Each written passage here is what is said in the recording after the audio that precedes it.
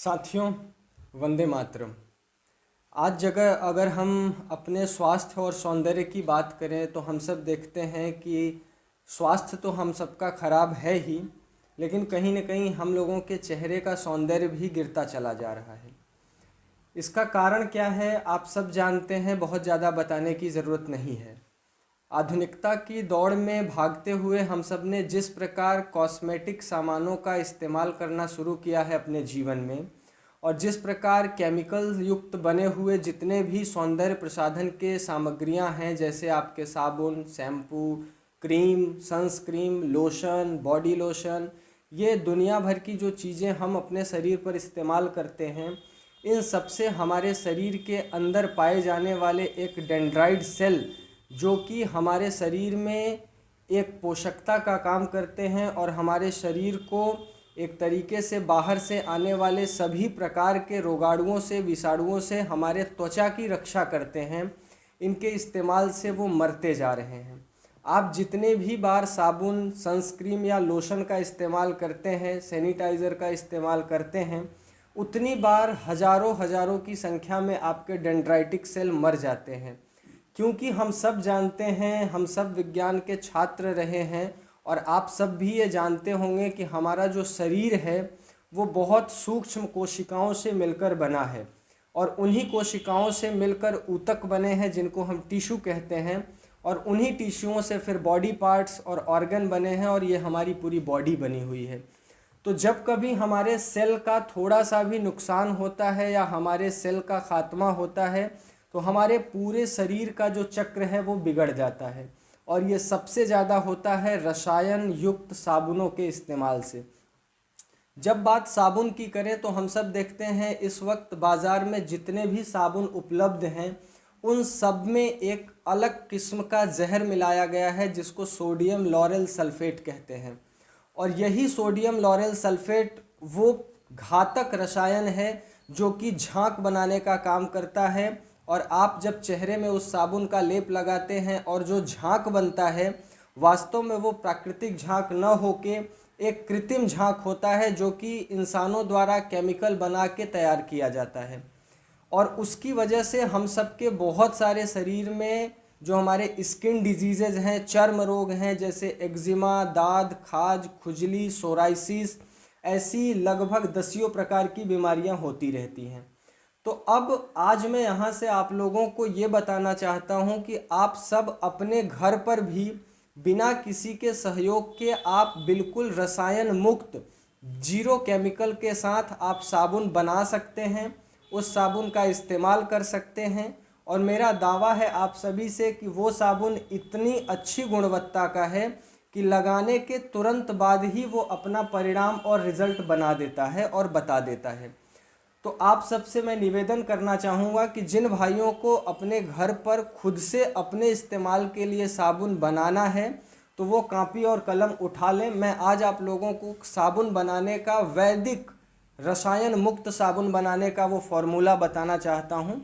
आप उसको लिख लें और उसको बनाने की कोशिश करें। अगर आप बना सकते हैं तो ठीक है, अगर आप नहीं बना सकते फिर भी आप रसायन मुक्त साबुन का इस्तेमाल अपने शरीर पर करना चाहते हैं, तो हम सबसे जुड़े हुए बहुत सारे गौशाला चलाने वाले भाइयों ने उन साबुनों को बनाया है। आप वो भी प्राप्त कर सकते हैं। स्क्रीन पे आपको उनका नंबर और नाम दिख जाएगा। आप सबको मैं साबुन बनाने का फार्मूला बताता हूँ, आप सब लिख लीजिए।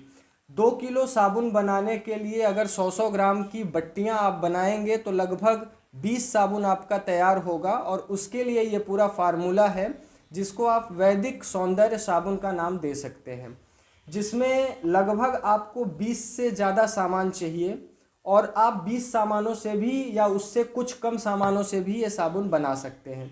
जिसमें सबसे पहली चीज़ चाहिए आपको मुल्तानी मिट्टी 400 ग्राम।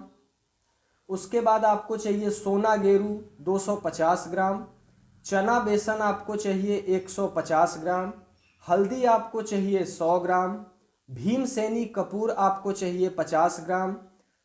उसके बाद आपको सफ़ेद चंदन पाउडर चाहिए 100 ग्राम, हरड़ छोटी आपको चाहिए 50 ग्राम, फिटकिरी आपको चाहिए 10 ग्राम, एलोवेरा आपको चाहिए 100 ग्राम, शुद्ध तेल आपको चाहिए 100 ग्राम, गुलाब जल आपको चाहिए 100 ग्राम, नीम तेल आपको चाहिए 50 ग्राम।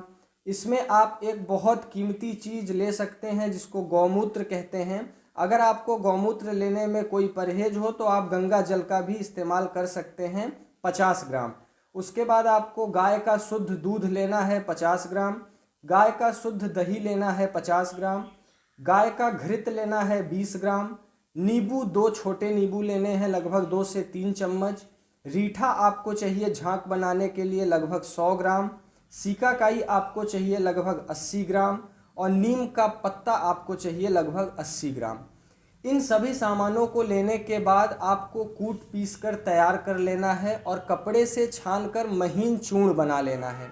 उसके बाद इनको गूँथने के लिए जो सामग्री चाहिए उसकी जो विधि है वो भी आप लिख लीजिए।